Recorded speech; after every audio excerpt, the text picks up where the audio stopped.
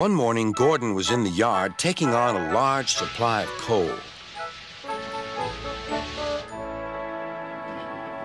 That's the third load of coal you've had today, Gordon, said James. Some might say you're being rather greedy.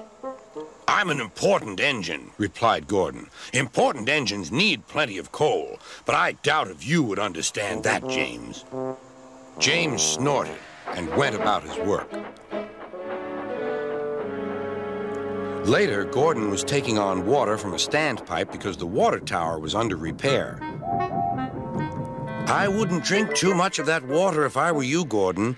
It might give you boiler ache. Pah, said Gordon. What's this, educating Gordon Day? First James, now you, Duck. Big engines have big needs. Little engines are just annoying. Don't say I didn't warn you, laughed Duck. Later, Gordon steamed into the yard at the big station.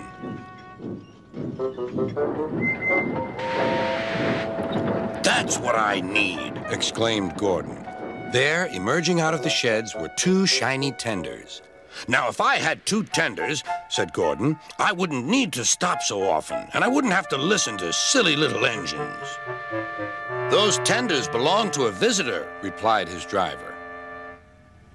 Diesel sidled up alongside. Everyone knows that tenders are a mark of distinction, but I'm afraid that no amount of tenders will save you in the end. We Diesels are taking over, and we don't need tenders to make us important, not even one. Gordon was most upset. He was feeling just the same next day. I'm not happy. I know, said Duck. It's boiler ache. It's not boiler ache, protested Gordon. It's... Of course it is, interrupted Henry. That water's bad. Have a good washout. Then you'll feel a different engine. Your boiler must be full of sludge. Don't be vulgar, huffed Gordon. He backed down onto his train, hissing mournfully. Cheer up, Gordon, said Sir Topham Hatt. I can't, sir. Is it true what Diesel says, sir? What does he say? That Diesels are taking over. Don't worry, Gordon. That will never happen on my railway.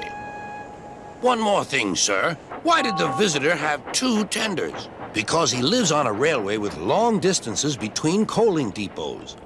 Gordon felt better. But Henry started complaining. He banged some cars angrily.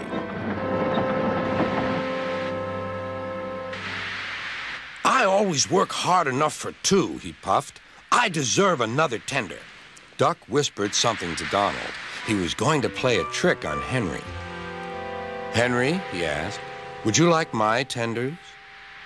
Yours? What have you got to do with tenders?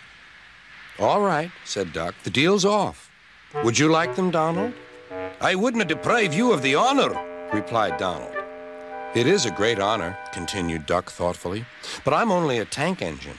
Perhaps James might. I'm sorry I was rude, said Henry hastily. How many tenders have you, and when could I have them? I have 6, and you can have them this evening. 6 lovely tenders, chortled Henry. What a splendid sight I'll be. Henry was excited all day. Do you think it will be all right? He asked for the umpteenth time. Of course, said Duck. They're all ready now. The other engines waited where they could each get a good view.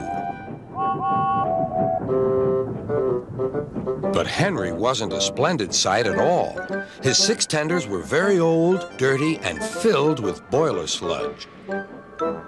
Had a good washout, Henry, called a voice. That's right. You'll feel a different engine now. Henry was not sure, but he thought the voice belonged to Gordon.